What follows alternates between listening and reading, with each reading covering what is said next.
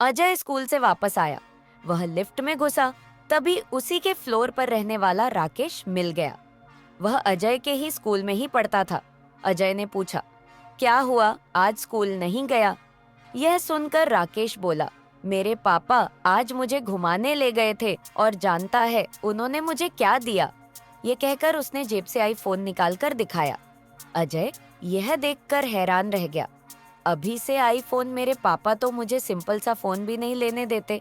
ये सुनकर राकेश हंसने लगा। किस दुनिया में रहते हो तुम लोग?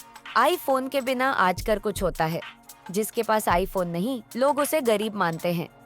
कुछ ही देर में दोनों का फ्लोर आ गया। अजय अपने घर पहुंचा। वह आज बहुत परेशान था। सीधा अपने कमरे में चला गया। अजय संतोष जी और राधिका जी का इकलौता बेटा था। संतोष जी एक कंपनी में नौकरी करते थे। उनकी सैलरी से फ्लैट और गाड़ी की ईएमआई निकल जाती तो कुछ बचता नहीं था।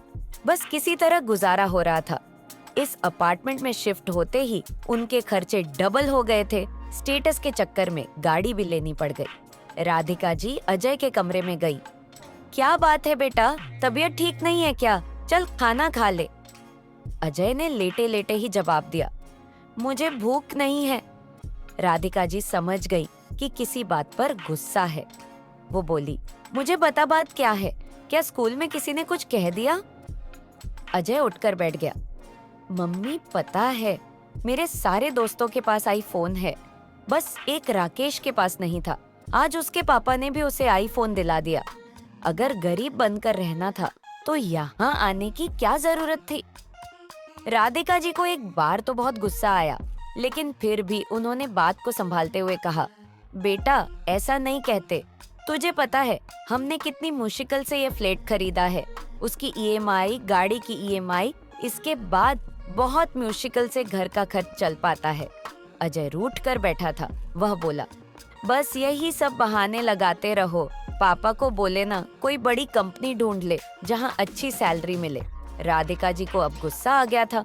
हाँ, तुझे लगता है तेरे पापा जानबूझकर कम सैलरी की नौकरी कर रहे हैं।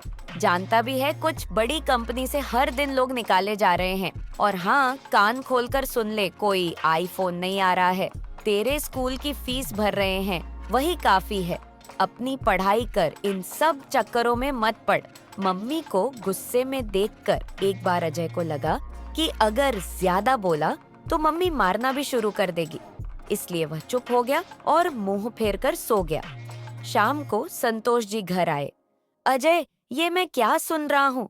आज तुम फिर से आईफोन की जिद पकड़कर बैठ गए। मैं तुम्हें आईफोन नहीं दिलवा सकता।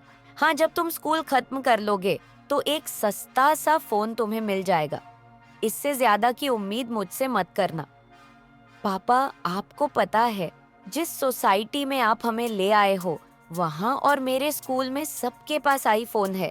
सब मुझसे अच्छे कपड़े पहनते हैं, सबके पास बाइक है। हमें यहाँ आना ही नहीं चाहिए था। संतोष ने अजय को अच्छे से डांटकर समझा दिया। तब से अजय उनसे कम ही बात करता था। एक दिन संतोष जी सुबह सोकर उठे तो उन्होंने देखा अजय घर पर नहीं है। संतोष जी उसे ढूंढने गए, लेकिन वह कहीं नहीं मिला। वे घर आए तो राधिका जी बैठी रो रही थीं। उन्होंने एक खत संतोष जी को पकड़ा दिया। उसमें लिखा था, पापा मैं घर छोड़कर जा रहा हूँ। मैं अब कुछ बनकर ही वापस लौटूंगा। एक एक चीज के लिए मन मार कर मैं नहीं रह सकता। संतोष जी सिर पकड़कर पलंग पर बैठ गए। इधर अजय ट्रेन पकड़कर सीधा मुंबई पहुंच गया। उसे यकीन था कि एक दिन वह बड़ा आदमी बन जाएगा। स्टेशन से बाहर आते ही चारों तरफ भीड़ दिख रही थी।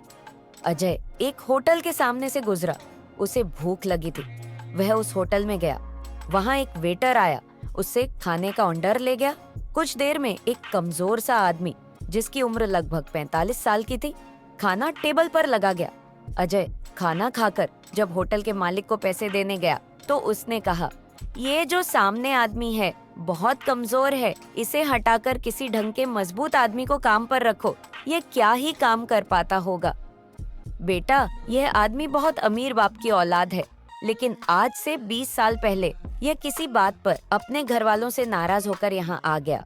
बहुत ढूंढने के बाद भी जब इसे कोई ढंग का काम नहीं मिला तो पेट पालने के लिए ये हमारे यहाँ काम करने लगा।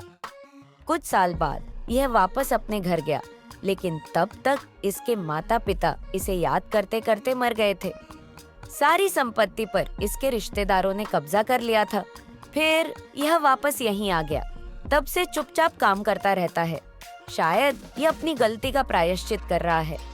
होटल के मालिक की बात सुनकर अजय के पैरों तले जमीन खिसक गई। उसने अपने पापा को फोन किया। पापा, मुझसे बहुत बड़ी गलती हो गई। मैं आपसे कभी कुछ नहीं मांगूंगा। मैं कल तक वापस आ जाऊंगा।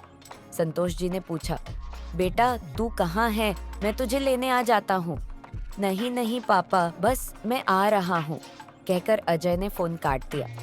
रात की ट्रेन पकड़कर वह घर के लिए रवाना हो गया। जीवन का वो सबक जो उसके पापा उसे न सिखा पाए, उसने ठोकर खाकर जान लिया था।